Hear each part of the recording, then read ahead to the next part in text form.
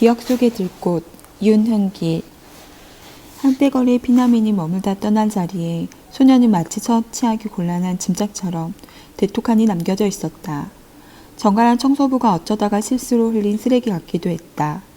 하얀 수염에 붉은 털옷을 입고 주로 굴뚝으로 드나든다는 서양의 어느 뚱뚱부 할아버지가 간밤에 도둑처럼 살그머니 남기고 간 선물 같기도 했다. 아무튼 소녀는 우리 마을 우리 또래의 아이들에게 어느 날 아침 갑자기 발견되었다.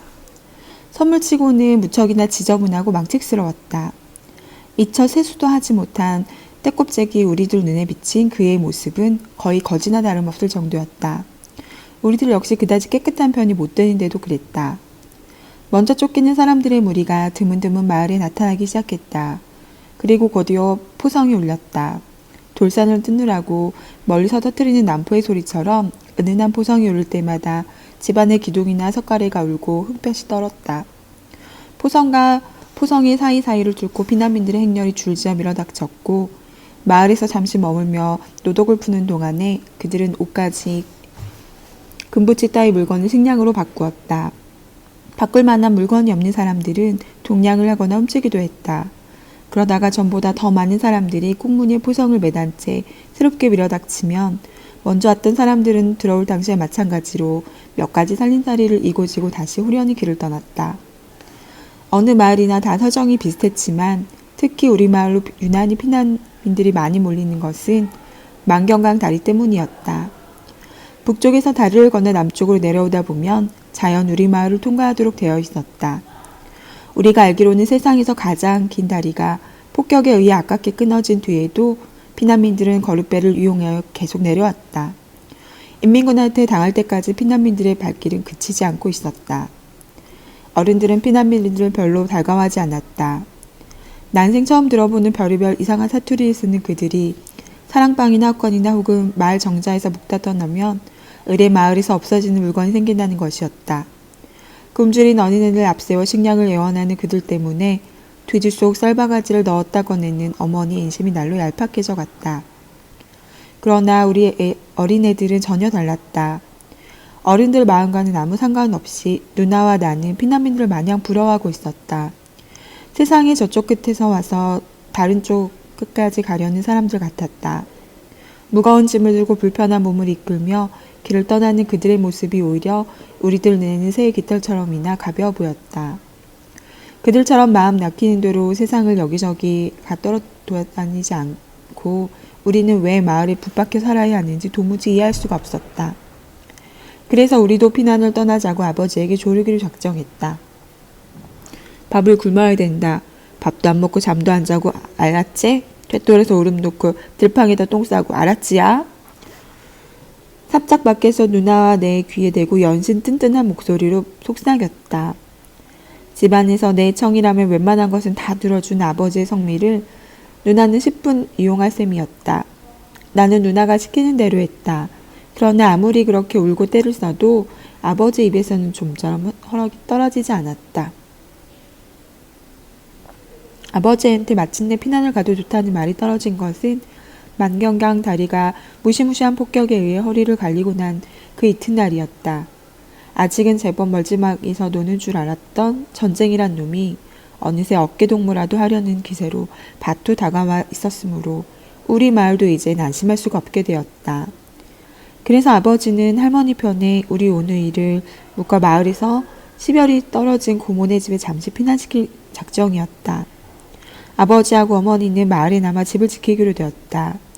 간단한 옷 보따리를 챙겨 누나와 나는 할머니의 손잡고 피난을 떠났다. 그토록 바라고 바라던 피난인지라 누나와 나는 원정이라도 떠나는 듯한 즐거운 기분이었다. 한 길엔 한여름 햇빛이 쨍쨍할 뿐 강아지 새끼 한 마리 얼씬하지 않았다. 소리개 한 마리가 멀리 보이는 길가 공동묘지 위에 높이 떠서 마치 하늘에다 못으로 고정시켜 놓은 박쥐의 표본이냐 오랫동안 꼼짝도 하지 않았다.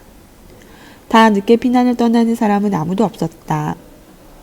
더구나 여느 피난민의 물결을 거슬러 북쪽을 향해서 먼 길을 가는 사람은 우리들 뿐이었다. 고모가 살고 있는 마을은 북쪽 산골이었다. 거기 말고는 달리 피난 갈 만한 데가 없었다. 적막에 쌓인 공동묘지 옆을 지나면서도 나는 조금도 무서운 줄을 몰랐다. 남들처럼 우리도 지금 피난을 가고 있다는 흥분에 사로잡혀 임자 없는 무덤에 뻥 뚫린 여우 구멍을 보면서도 아무렇지도 않았다. 누나는 오히려 한 수 더 떴다. 길가 아카시아 나무에서 잎을 따서 손을 들고 한 개씩 똑똑 떼어내면서 누나는 학교 운동장에서 나는 소리를 입으로 중얼거리고 있었다. 여우야 여우야 뭐하느니, 밥은 먹었느니, 무슨 반찬, 개구리 반찬, 이불 밑에 이 잡아먹고 송장 밑에 피 빨아먹고. 갑자기 누나가 노래를 뚝 그쳤다. 한때 한길 저쪽 멀리서 뿌연 먼지 그름을 끌면서 달려오는 오토바이를 나는 보았다. 눈 깜짝할 사이에 나뭇가지와 잡초로 뒤덮인 두 개의 작은 언덕이 우리들 바로 코앞까지 확 다가왔다. 속력을 줄이는 척하다가 오토바이들은 양쪽 겨드랑이를 스칠 듯이 무서운 기세로 우리를 그냥 지나쳐갔다. 오토바이가 지나갈 때는 초록덤불로 그럴싸하게 잘 위장된 눈초리 위와 세부치에 반사되어 있는 햇빛의 파편을 볼 수 있었다. 난생 처음 인민군하고 맞닥뜨리는 순간이었다. 몸체 옆구리에서 행랑채까지 달린 괴상한 모양의 오토바이들이 지나간 다음에도 우리는 한동안 손과 손을 맞붙인 채 부들부들 떨면서 한길 목판에 오독하니 서 있었다. 이불 밑에 이 잡아먹고 누나의 입에서 간신히 이런 중얼거림이 흘러나왔다. 그것은 이미 노래가 아니었다. 누나는 어리 쏙 빠진 눈동자를 하고 있었다. 송상 밑에 피 빨아먹고. 그러자 할머니 손바닥이 냉큼 누나의 입을 틀어막았다. 잔뜩 부르진 누나의 주먹이 스르르 풀리면서 형편없이 짓눌린 아카시아 잎이 땅으로 떨어졌다. 누나와 나는 할머니로부터 무섭게 지청구를 먹어가며 그렇잖아도 빠른 걸음으로 더욱 재우쳤다. 그러나 얼마 가지도 않아 우리는 다시 수많은 인민군과 마주쳤다. 그들은 두 줄로 서서 양쪽 길가로 내려오고 우리는 그 사이를 뚫고 도무지 떨어지지 않은 다리를 간신히 움직여 한복판을 걸어갔다. 참으로 업처구니 없는 피난길이었다. 북쪽을 향해서 피난을 가는 우리가 인민군은 아무도 시비하지 않았다. 그들은 그저 까맣게 그을린 얼굴을 들어 퀭한 눈으로 우리를 흘끼들끼 곁눈질하면서 말없이 행군해 가고 있었다. 죽어도 더는 못 가겠다. 해 넘어가기 전 어서 집으로 돌아가자. 인민군의 굴속을 겨우 빠져나왔을 때 할머니는 말했다. 우리는 한길을 피해서 논두렁과 밭고랑을 멀리 돌아 깜깜해진 뒤에야 가까스로 마을에 닿을 수 있었다. 내가 소녀를 맨 처음 발견한 것은 반나절로 끝나버린 그 우스꽝스러운 피난길에서 돌아온 바로 그 이튿날이었다. 아침이었다. 마을엔 벌써 낯선 깃발이 펄럭이고 있었다. 마을 사람들이 제 너머 학교를 향해 몰려가고 있었다. 나는 합작을 젖히고 골목길을 나섰다. 예. 생판 모르는 녀석이 간드러진 목소리를 나로 부르고 있었다. 주제꼴은 꾀지지하여도 곱살스러운 얼굴에 꼭 계집애처럼 생긴 녀석이었다. 우선 생김새에서 풍기는 어딘지 모르게 도시 아이다운 냄새가 나를 당황하도록 만들었다. 더구나 사람을 부르는 방식부터 우리하고는 딴판이었다. 그처럼 교과서에서나 보는 서울 말씨로 나를 부르는 아이는 아직껏 마을에 한 명도 없었던 것이다. 왜 놀래니? 내가 무서워 보이니? 조금도 무섭지가 않았다. 다만 약간 얼떨떨한 기분일 뿐이었다. 피난민이 줄을 잇는 동안 갖가지 귀에서 말씨들을 들어왔으나 녀석처럼 그렇게 착 감기는 목소리에 겁없는 눈짓을 던지는 아이는 처음이었다. 녀석은 토박이 아이들이 피난민들한테 부리는 텃세가 조금도 두렵지 않은 모양이었다. 너희 엄마 집에 계시지? 내가 잠시 머물거리는 사이에 녀석은 계속해서 계집애같이 앵앵거리면서 앞으로 다가왔다. 나는 얽힘에 고개를 끄덕였다. 어쩌녁부터 굶었더니 배고파 죽겠다. 엄마한테 가서 밥 좀 달래자. 오히려 녀석이 앞장을 서고 내가 그 뒤를 따랐다. 나는 녀석의 바지 주머니가 불룩한 것을 보았다. 걸음을 옮길 적마다 불룩한 주머니가 연방 덜렁거리고 있었다. 틀림없이 간반에 누구네 밭에서 서리를 한 설익은 참외 아니면 감자가 그 속에 들어있을 것이다. 엄니, 엄니, 마당에 들어서면서 어머니를 연거푸 불렀다. 부엌에서 기명을 부시던 어머니가 무심코 마당을 내밀다가 내 등대에서 쏙 가져 나온 이 녀석을 발견하고는 대방에 즐겁 잔망을 했다. 아줌마 안녕하세요. 녀석은 천연덕스럽게 인사를 챙겼다. 아니 요 작것이. 어머니가 소매무늬를 걷으며 단숨에 내달아왔다. 참외설이나 하고 다닌 피난민 아이한테 어머니가 이제 곧 본때를 보이게 손찌검을 하였나 보고 나는 진의 짐작을 하였다. 그런데 웬걸 어머니는 녀석 대신 내 귀를 잡아 끌고 뒤란으로 향하는 것이었다. 요 원수야, 지발로 들어와도 냉큼 내쫓아야 할 놈을 어쩌자고. 어머니는 내 머리통에 대고 거둔 꿀밤을 쥐어박았다. 도대체 어떻게 된 영문인지 전혀 깜깜이라서 울음보를 터뜨릴 수도 없는 노릇이었다. 네가 상객으로 매셔왔으니께 네가 멀리 먹여 살리거라. 어머니는 다시 군밤을 먹여다가 뒤란까지 따라온 서울 아이를 발견하고는 갑자기 손을 거두었다. 아치상 벌써 치웠다. 다른 집에 가봐라. 어머니는 어른처럼 차갑게 말했다. 사내 새끼가 똑 기집애맨키로 생긴 것이 엉당없는 물반득이구만. 혼잣말처럼 구시렁거리며 어머니는 한껏 야멸찬 표정을 하고 도로 부엌으로 들어가려 했다. 아줌마, 이때 녀석이 또 예의 그 계집애처럼 간드러진 소리로 어머니를 불러세웠다. 다른 집에나 가보란께. 아줌마한테 요걸 보여주려고요. 녀석은 엄지와 인지를 붙여 동그라미를 만들어 보였다. 그 동그라미 위에 또 다른 하나의 작은 동그라미가 노란 빛깔을 띠면서 날름 올라앉아 있었다. 뒤란 그늘 속에서도 그것은 충분히 반짝이고 있었다. 그걸 보더는 어머니의 눈에 희한하게 불이 켜졌다. 아니, 너 그거 금가락지 아니냐? 말이 채 끝나기도 전에 어머니는 금반지는 어느새 어머니의 손에 건너가 있었다. 솔개가 병아리를 트듯이 서울아이 손에서 금반지를 낚아채서 어머니는 한참을 쳐다보고 내입다보는가 하면 혓바닥으로 침을 묻혀 무명저고리 앞섭해 쓱쓱 문질러 보다가 나중에는 이빨로 깨물어 보기까지 했다. 마침내 어머니 얼굴에 만족스러운 미소가 떠올랐다. 아가, 너 요런 건 어디서 났냐? 옷구름에 실밥을 뜯어 그 속에 얼른 금반지를 넣고 웅승 깊은 저 밑바닥까지 확실히 닿도록 두어 번이나 흔들고 나서 어머니는 서울아이한테 물었다. 놀랍게도 어머니의 목소리는 서울아이의 그것보다 훨씬 더 간드러지게 들렸다. 땅바닥에서 주웠어요. 숙부네가 떠난 다음에 그 자리에 가봤더니 글쎄 요게 떨어져 있잖아요. 녀석이 이젠 아주 의기양양한 태도로 당당하게 대답했다. 그 말을 어머니는 별로 귀담아 듣는 기색이 아니었다. 어머니는 연신 벙글벙글 웃어가며 녀석의 잔등을 요란스레 토닥거리고 쓰다듬어 주는 것이었다. 아가, 너 요번 달에 요런 것 또 생기거들랑 다른 누구 말고 꼭 이 아줌마한테 가져와야 되는데 알겠냐? 네, 그렇게 하겠어요. 어서 방으로 들어가자. 어린 것이 천리 타고 와서 부모도 잃고 자식도 놓치고 식구도 놓치고 얼마나 배가 고프고 속이 짜겄냐? 이런 곡절 끝에 명선이는 우리 집에서 살게 되었다. 마지막으로 마을에 남게 된 유일한 피난민이었다. 인민군한테 발뒤꿈치를 밟혀가며 피난을 내려왔던 명선이의 친가들은 역시 인민군보다 한 걸음 앞서 부랴부랴 우리 마을을 떠나면서 명선이를 버리고 갔다. 그래서 명선이는 피난민 일가가 묵다가 떠난 자리에서 동네 사람들에 의해 하나의 골치 아픈 뒤퉁거리로 발견되었다.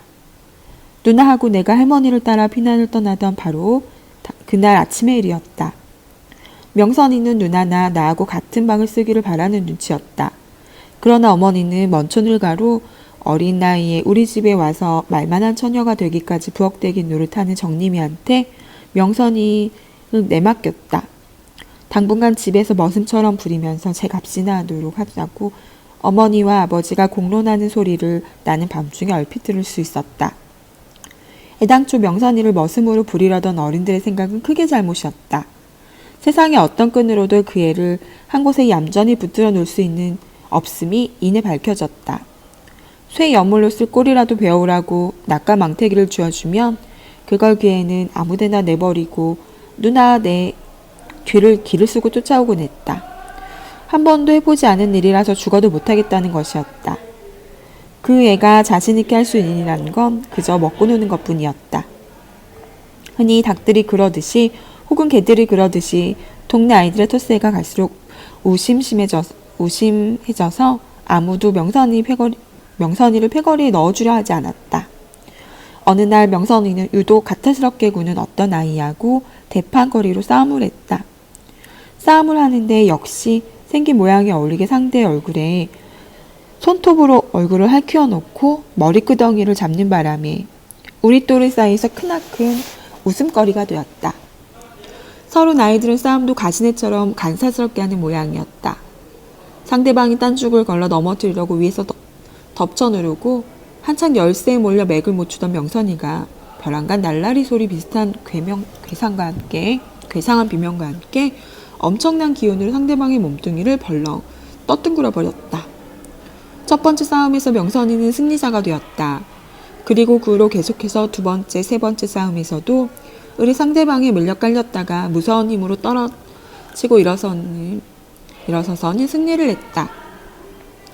어느 날 명선이는 부모가 죽던 순간을 나에게 이야기했다. 비난길에서 공습을 만나 가까운 곳에 폭탄이 떨어졌는데 한참 정신을 잃었다가 깨어보니 어머니의 커다란 몸뚱이가 숨도 못 쉴 정도로 전신을 무겁게 덮어 누르고 있더라는 것이었다. 그래서 마구 소리 지르면서 엄마를 떠밀었단다.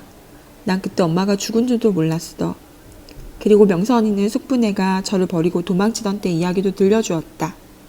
실은 말이지, 숙부가 날 몰래 버리고 도망친 게 아니라 내가 숙부한테서 도망친 거야. 숙부는 기회만 있으면 날 죽이려고 했거든. 숙부가 널 죽이려고 한 이유가 뭐냐는 질문에 그 애는 무심코 대답하려다가 말고 갑자기 입을 꾹 다물더니만 언제까지나 나를 경계하는 눈으로 잔뜩 노려보고 있었다. 같은 방을 쓰는 정림이가 어머니에게 불평을 늘어놓기 시작했다. 원래 잠버릇이 험한 정림이가 어쩌다 다리를 올려놓으면 명선이는 비명을 꽥꽥 지르며 벌떡 일어나 눈에다가 불을 켜고 노려본다는 하소연이었다. 오랫동안 옷을 갈아입지 않아 명선이 몸에서 지독한 냄새가 난다고 정림이는 오만상을 찡그리기도 했다. 갈아입을 여벌의 옷이 없는 줄 번번이 알면서도 정림이가 그전처럼 시시건건 트집을 잡는 까닭은 나 때문에 내외를 시작한 탓이라고 어머니가 말했다. 머스매하고 어떻게 한 방을 쓰란 말이냐고 정림이는 처음부터 울상을 지었던 것이다. 가슴이 얼른 알아보게 봉긋하고 엉덩이가 제법 펑퍼짐해서 정림이는 이제 처녀티가 완연해져 있었다. 오래지 않아 명선이를 머슴으로 부리려던 속셈을 어머니는 깨끗이 포기했다. 괜히 말썽이나 부리고 펀둥펀둥 놀면서 삼시세끼나 축내는 그 뒤퉁거리를 어떻게 하면 내쳐줄 수 있을까 궁리하는 게 어머니의 일과였다. 아버지 앞에서 어머니는 그동안 먹여주고 재워준 값과 금바지 한 개의 값어치를 면면히 따지기 시작했다. 천지신명을 두고 허는 말이지만 한가티 죄로 가지 않을 만큼 헌다고 했구만요. 거기서 날릴 때 금바락지 한 동충은 똥가락지요.